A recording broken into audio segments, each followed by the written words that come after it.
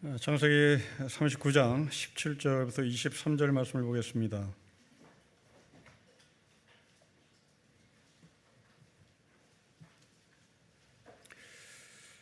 (39장) 17절부터 23절의 말씀을 교독하겠습니다. 이 말로 그에게 말하 이르되 당신이 우리에게 데려온 히브리 종이 나를 희롱하려고 내게로 들어왔으므로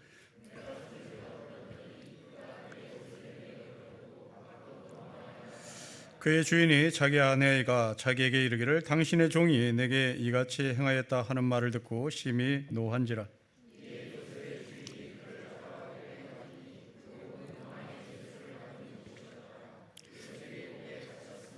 여호와께서 요셉과 함께 하시고 그에게 인자를 더하사 간수장에게 은혜를 받게 하시매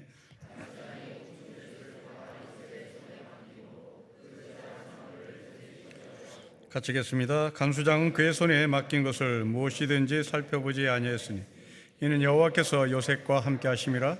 여호와께서 그를 범사에 형통하게 하셨더라. 아멘. 요셉은 억울하게 감옥에 갇힙니다. 우리는 이 본문에서 세 가지를 주목해야 될 것 같은데, 첫째로 감옥에 요셉을 보낸 보디발의 부인은 과연 어떤 여자인가? 이 여자가 나하고 무슨 상관이 있을까? 라는 질문의 답이고요. 두 번째로 요셉이 감옥에 처한 이 감옥은 어떤 성격을 띠고 있는 감옥이며 이 감옥에서 요셉은 무슨 일을 했는지 살펴보도록 하겠습니다. 그리고 세 번째로 감옥에서도 함께 하신 여호와 하나님, 이 하나님이 나하고 무슨 관계가 있는지를 살펴보도록 하겠습니다. 첫째로 요셉을 감옥에 보낸 보디발의 부인은 대체 어떠한 사람인가? 성경은 17절과 19절에서 말씀을 하시는데 이 말씀은 창세기 3장 12절과 비교를 하면 좋겠습니다. 여러분 17절 말씀에 보면 당신이 우리에게 데려온 히브리 종, 내가 데려오지 않았습니다.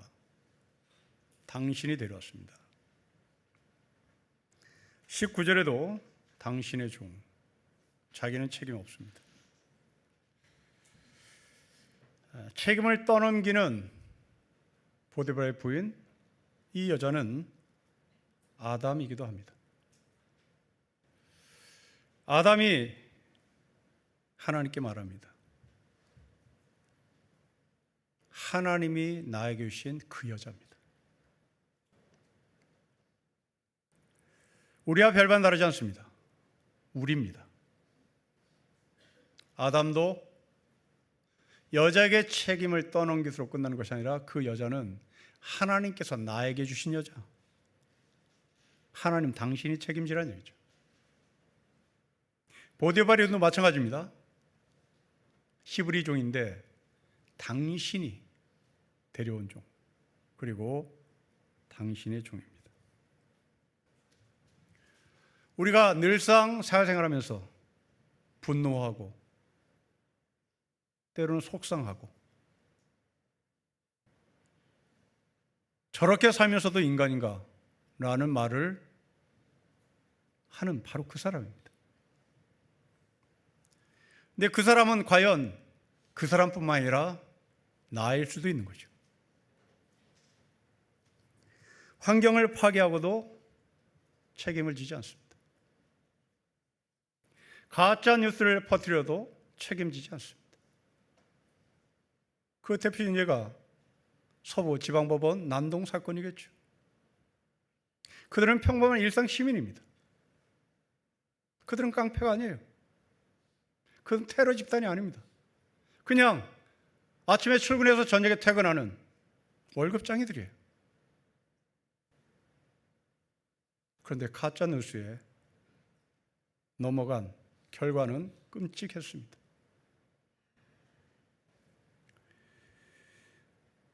부정선거가 있었다고 주장하는 사람들, 그들도 가짜 뉴스에 경도된 거죠. 정치인, 공직자들의 부패, 꼬리 자르기, 자기 식구 감싸기, 그리고 정작 그 일을 저지른 사람은 책임을 지지 않습니다.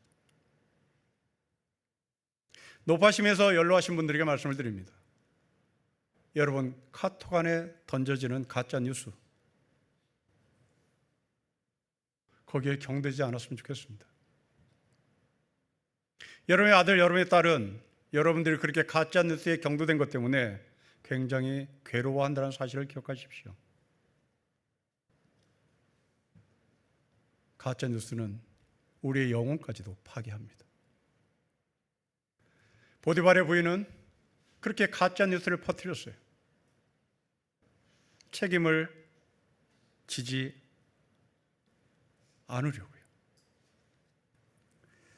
그런데 당신이 책임지지 않아도 될 일을 책임지겠다고 나선 분이 계십니다. 그분은 하나님이십니다. 예수 그리스도십니다. 요한복음 3장 16절을 기억해 보십시오. 하나님께서 세상을 사랑해서 자기 아들 독생자를 보내셨습니다. 사랑이라는 단어는 굉장히 철학적이고 형이상학적인 단어입니다. 때문에 이 사랑을 우리는 충분히 다 이해를 못해요. 너무나 지구하고 너무나 형이상학적인 단어이기 때문에 그렇습니다. 때문에 이 단어를 형이학적으로 끌어내리면 우리가 어느 정도 이해할 수 있습니다. 저는 이 사랑의 단어를 책임이라는 단어로 바꾸어서 형이상학적인 단어를 이 땅의 언어로 내려서 표현하고 싶습니다. 하나님이 세상을 책임지기 위하여, 사랑하기 때문에 책임지기 위하여 독생자 예수 그리스도를 보내셨습니다.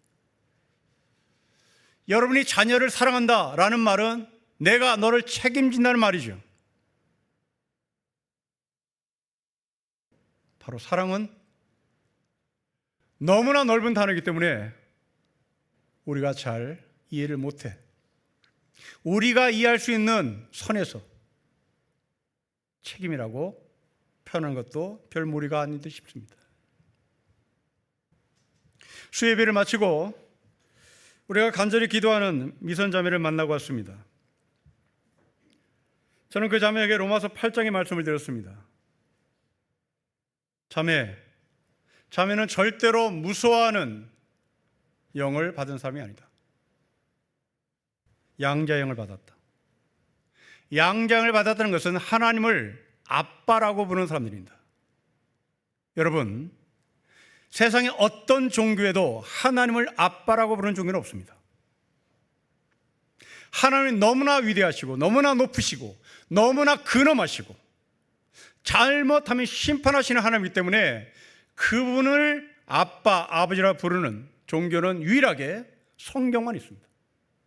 불교 없습니다. 유교 없습니다. 이슬람 없습니다. 없습니다. 유일하게 사도 바울은 하나님을 아빠, 아버지라고 부르는 복음의 표현을 로마 교인들에게 합니다. 때문에 자매, 이제부터 하나님을 무서워해서는 안 된다. 하나님이 미선자매에게 너 이 모양 이 꼴로 살았어? 그래서 네 인생 네가 책임져야 돼. 네 인생 네가 책임져야 하기 때문에 이렇게 아픈 거야. 이렇게 말한 분이 아니라 이제부터 하나님께서 아빠가 돼서 자매의 삶을 책임진다. 요셉이 자신의 삶을 자책했다면 이 감옥에서 살아남을 수 없겠죠. 아니, 자책하고 있을지도 모르겠습니다. 그런데 요셉을 책임지신 하나님이 요셉을 감옥에서 끌어내실 뿐만 아니라 기필코 요셉을 애굽의 국무총리로 올리십니다. 그렇다면 우리도 이 책임지시는 하나님의 삶을 본받아 우리도 책임지는 삶을 배워야 할 것 같습니다. 내 아들에게 사랑합니다, 내 딸에게 사랑합니다라는 말을 주석을 다루셔야 됩니다. 주석을 다루십시오. 너무나 흔한 사랑, 너무나 수준이 낮은 사랑, 내가 너 사랑해 라는 말의 핵심, 그것을 들고 사랑한다고 말하고 싶다. 여보 사랑해. 나 당신을 책임져. 나 당신 앞에 부끄러운 짓 하지 않겠어. 이게 사랑 아니겠어요? 내 아들아 사랑해. 나는 너의 삶에 책임지는 아빠야. 나는 너의 삶에 책임지는 엄마야 라는 의미로 사랑이라는 단어를 썼으면 좋겠습니다. 직장 동료들에게 회사를 사랑하는 것, 그것은 책임지는 삶으로 나타나야 되는 것이죠. 그렇게 책임지는 삶은 손해보는 것만이 아닙니다.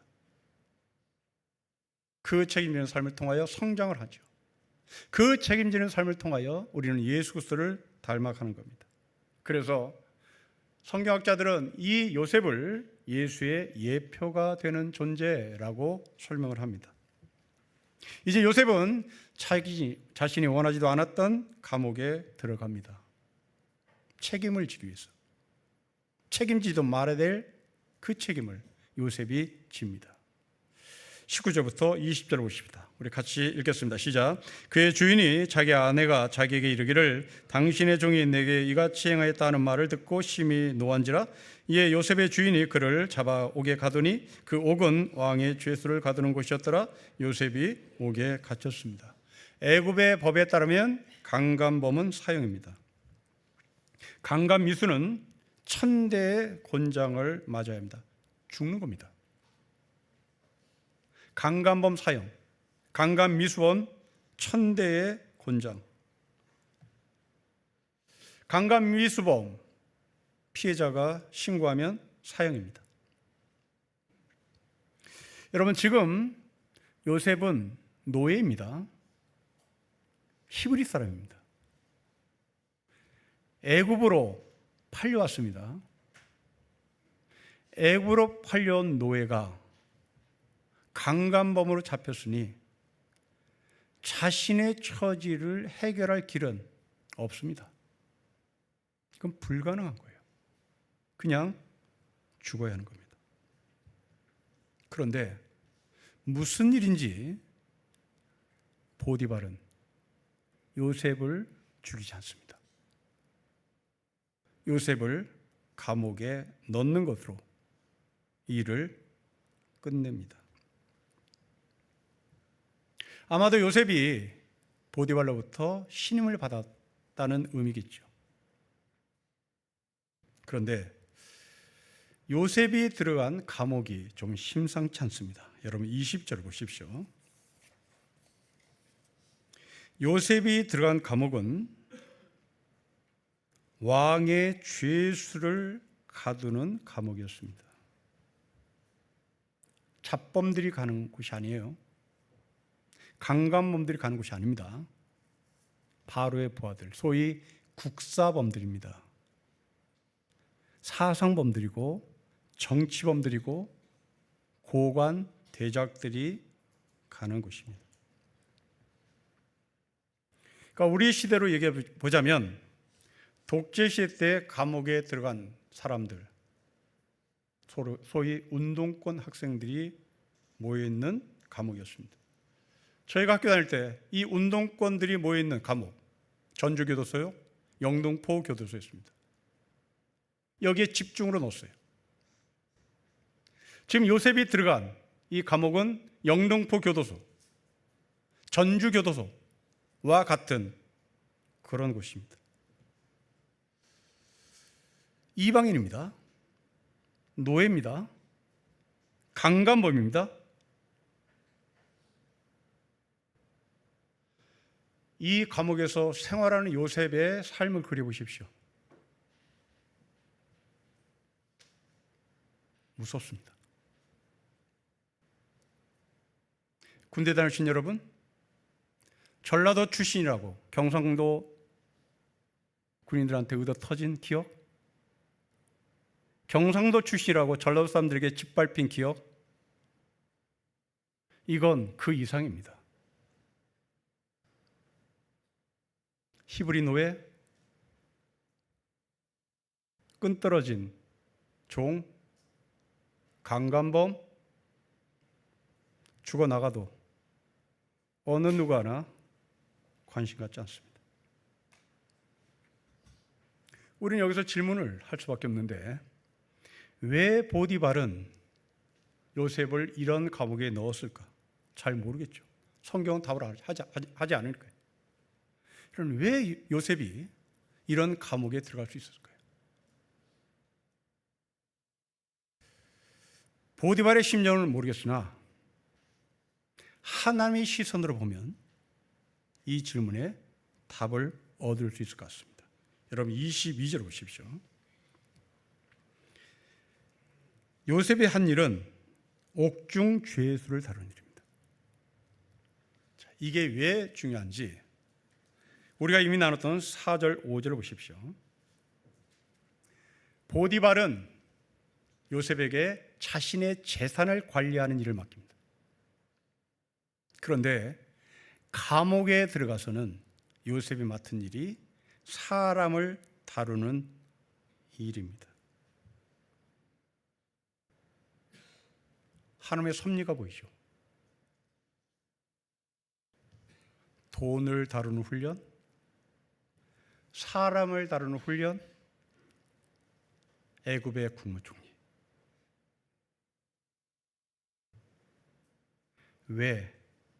왜 보디발이 요셉을 이런 감옥에 넣은지는 모르겠으나 하나님의 시선으로 보니 애굽의 국무총리가 될 요셉에게 돈을 관리하는 훈련을 시켰고 사람을 관리하는 훈련을 시켜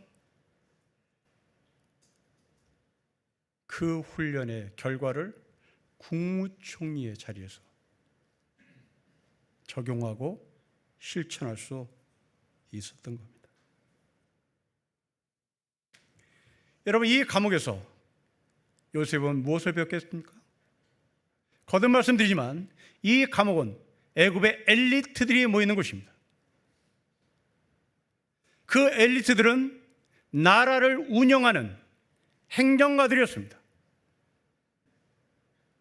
요셉은 이 감옥에서 고급 애굽의 언어를 배웠을 것이고 고급의 애굽의 문화를 배웠을 것이고 애굽의 정치 시스템을 배웠을 것이고 애굽의 사람들을 어떻게 다루는지 배웠겠죠. 물질을 다루는 사람에서 사람을 다루는 사람으로. 신약성경에도 이와 똑같은 사람이 있습니다. 베드로입니다. 베드로는 그물을 깃고 있었습니다.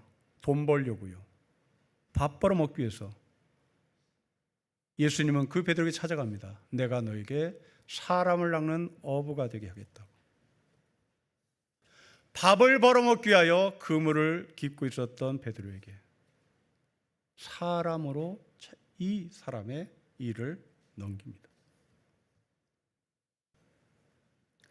제가 아는 한 산부인과 의사 한 분이 계시는데 이분은 임산부가 오면 적어도 8개월에서 9개월 동안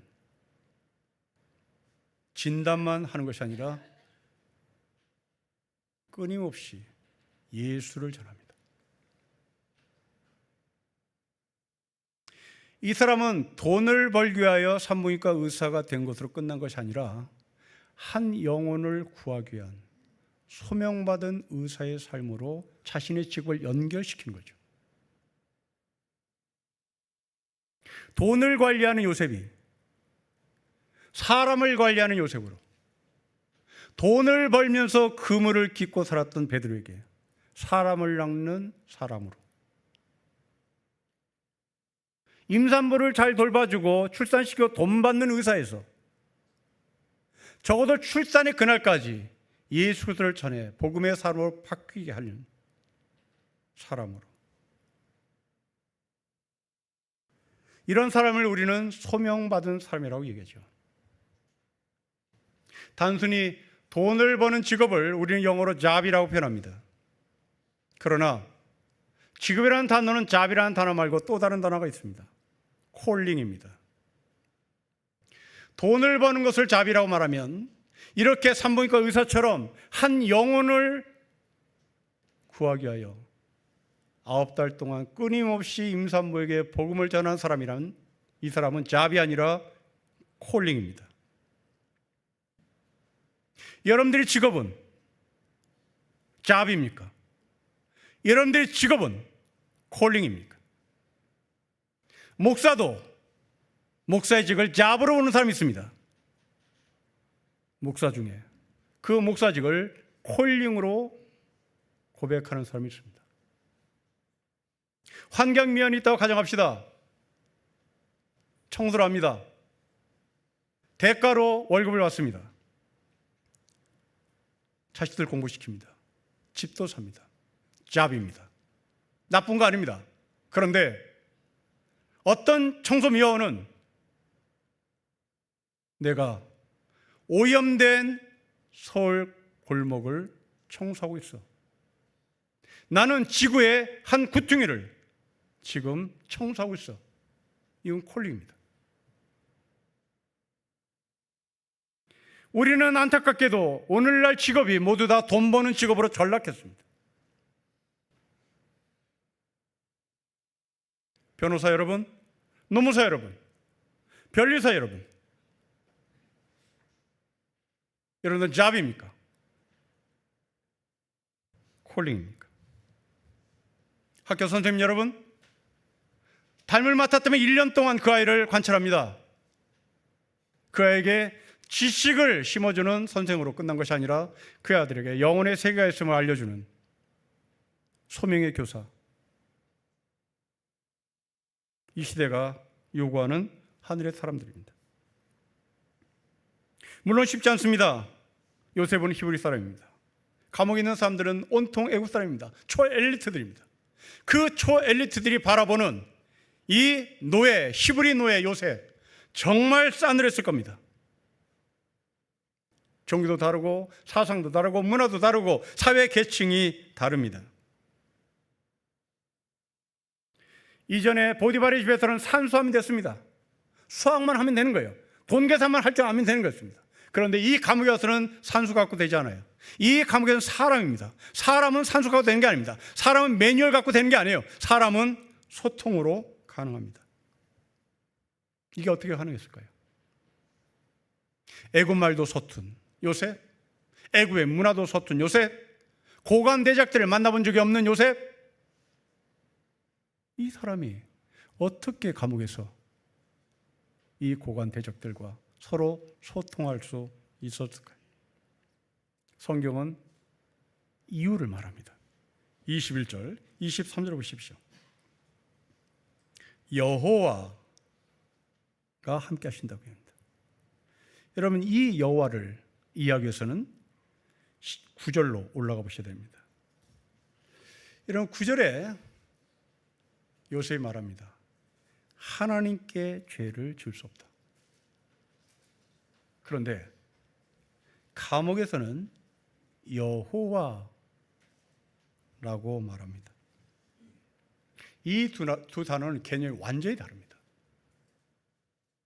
하나님의 단어는 좀 어려운 신학적 용어를 쓰면 보편적 계시 존재라고 말합니다. 더 쉽게 얘기하면 우리나라 애국가에 나와 있는 하나님의 보호사, 바로 그게 보편적 계시의 하나님이라는 말입니다. 모든 인간은 이 보편적 신에 대한 개념을 다 갖고 있죠. 흑인도, 백인도, 아시안도 그들 나름대로 신을 가지고 있습니다. 우리는 그것을 그냥 God, 하나님이라고 표현합니다. 그런데 이 여호와는 유일하게 이스라엘 백성들만 사용하는 하나님의 개념입니다. 신학적인 용어로 표현하면 특별 계시 존재라는 얘기입니다. 보편적 계시의 하나님께서 요셉과 함께 하신 것이 아니라 요셉, 나와 함께하는, 너와 함께하는 나는 특별한 존재다. 여러분, 이 말씀을 읽는 1차 독자로 돌아오십시오. 바벨론의 포로들입니다. 애굽의 종사는 히브리 노예들입니다. 이들은 그 나라의 보편적 신의 세계 속에 있지만, 그리고 거대한 바벨론이라는 감옥, 거대한 애굽이라는 감옥이 있지만, 특별 관리하는 하나님 여호와가 계시다. 여러분, 교도소에 가보면 면회를 할 때 우리는 창을 가운데 두고 서로 마이크로 소통합니다. 잘 있었는지, 몸은 아프지 않은지. 이게 교도소의 면회의 보편적인 풍경입니다. 그런데 특별 면회라는 것이 있습니다. 방에 들어갑니다. 칸막이 없습니다. 같이 커피를 마십니다. 같이 밥을 먹습니다. 여기는 아무나 못 들어갑니다. 특별한 사람만 들어갑니다. 그 수인과 특별한 관계를 맺은 사람, 바로 변호사들입니다. 바로 하나님이 보편적 하나님이라면 우리와 칸막이를 가운데 두고 서로 이야기를 끝나겠죠. 그런데 여호와 하나님은 특별하신 하나님이 특별한 방에서 특별 면회를 하는 변호사처럼 그렇게 우리와 특별한 관계를 갖습니다. 여러분, 이 특별하신 하나님은 우리를 책임지십니다. 보편적 하나님이 우리를 책임지는 것이 아니라 특별하신 하나님이 우리를 책임지는 거죠. 출애굽에 보면 이 여호와 하나님의 삶을 그대로 따랐던, 아니 여호와의 삶을 살게 했던 한 사람이 있습니다. 여자인데요, 이름이 요게벳입니다.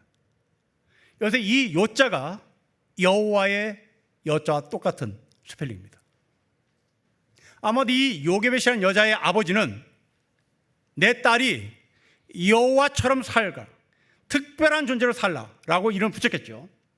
그런데 이 요게벳이 임신을 합니다. 출산을 해요. 그 아들이 모세입니다. 이 모세가 엄마 품에서 석 달을 양육받습니다. 더 이상 아이의 울음소리가 커지자 바로의 눈치 때문에 이 아이를 나일강으로 떠내려 보내죠. 그때 이 아이를 끊임없이 추적한 한 여자가 또 있습니다. 미리암이라는 여자입니다. 모세의 누이입니다. 이 미리암 여자가 끊임없이 자기 동생이 떠내려간 것을 보고 관찰하고 있을 때 바로의 공주가 나일강을 거닙니다. 쏜살같이 미리암이 바로의 공주에게 찾아갑니다. 내가 유모 한 분을 소개시켜 줄까요? 그러자 이 바로의 공주가 승낙을 합니다. 미리암은 자기 어머니, 모세의 어머니를 바로의 공주에게 소개시켜주고 요게벳은 바로의 궁으로 들어갑니다. 모세는 자기 친어머니의 젖을 먹고 큽니다. 여러분, 모세는 지금 젖먹입니다. 젖먹이에게 여호와가 함께했다 이해 못합니다. 그래서 하나님은 여호와와 함께하는 의미로서 요게벳이라는 어머니를 궁중으로 들여보냅니다. 끊임없이 모세는 애굽의 궁중 교육과 함께 히브리 교육을 받으며 성장하죠. 특별하신 하나님의 간섭과 섭리 속에서 이 요셉은 성장합니다. 정치범들이 사면받을 기회라는 것은 당시 없습니다. 그들은 요셉보다 더 무서운 감옥살이를 하고 있습니다. 그때 하나님은 이 요셉에게 저들을 돌봐라, 저들의 삶에 소망을 줘라, 상황을 주도하고 그들을 끌어내라고 말씀하시는 것 같습니다. 이번 주에 한 형제가 저에게 책을 하나 선물로 주셨는데 저와 동갑내기인 사람이 쓴 책입니다. 이 사람은 가난한 집에서 태어나서 가난하게 살다가 어떻게 열심히 공부해서 서울대학교에 입학을 했습니다. 입학한 후에 얼마 되지 않아서 운동권에 깊숙이 들어갔습니다. 잡히고 고문당하고 옥에 갇혔습니다.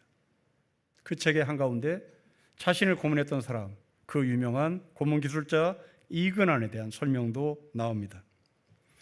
저자는 0.7평밖에 되지 않은 독방에서 하루 종일 책을 읽는 것이 자기에는 정말 꿈과 같은 시간이었다 감사하고, 그리고 창문 밖으로 보여지는 하늘을 보면서 감사했습니다.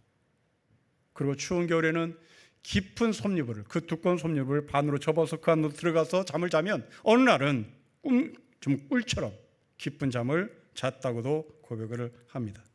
그런데 그 모든 것 중에 특별한 감사한 것은 자기가 독방에서 잡범들이 모이는 곳으로 방을 옮겨 거기에서 배운 것이 자기는 최고 인생의 감사라는 고백을 합니다. 거기에는 강도, 절도, 폭력, 소매치기, 사기범들이 바글바글 했습니다. 저자는 여기서 이런 경험을 해요. 그 사람의 글을 그대로 옮겨보겠습니다. 나로 하여금 민중에 대한 과도한 연민과 민중에 대한 과도한 미화, 과도한 실망도 아닌 어떤 균형 잡게 하는데 적지 않은 도움이 되었다. 여러분, 이 사람이 운동권에 들어간 이유는 민중을 위해서 들어간 겁니다. 그 민중은, 저희가 학교 다닐 때 민중은 정말 선한 존재였습니다. 그런데 막상 책으로만 배웠던 민중을 교도소에서 만나보니 과도한 미화도, 과도한 절망도, 과도한 찬사도 아니라 사람이었다. 사람을 배웠다. 책에서 사람을 배운 이 저자가 실제 사람을 이 땅의 가장 밑바닥에서 소매치기 할 수밖에 없고 사기칠 수밖에 없고 절도할 수밖에 없는 바로 그들을 통해서 사람을 배웠습니다. 저에게 던지는 메시지이기도 합니다. 성도 여러분, 우리가 자본이라는 거대한 감옥 속에 갇혀 있죠. 이번 주에 여러분들이 갚아야 할 돈이 갚아질지 모를 정도로 지금 감옥에 갇혀 있을지도 모르겠습니다. 내 잘못에 상관없이 끌려갈 수도 있겠죠. 요셉이 그랬습니다. 그런데 그 요셉이 낮은 자리에 처하자 그 낮은 자리에서 사람을 만납니다. 그 낮은 자리에서 고관 대작을 만나요.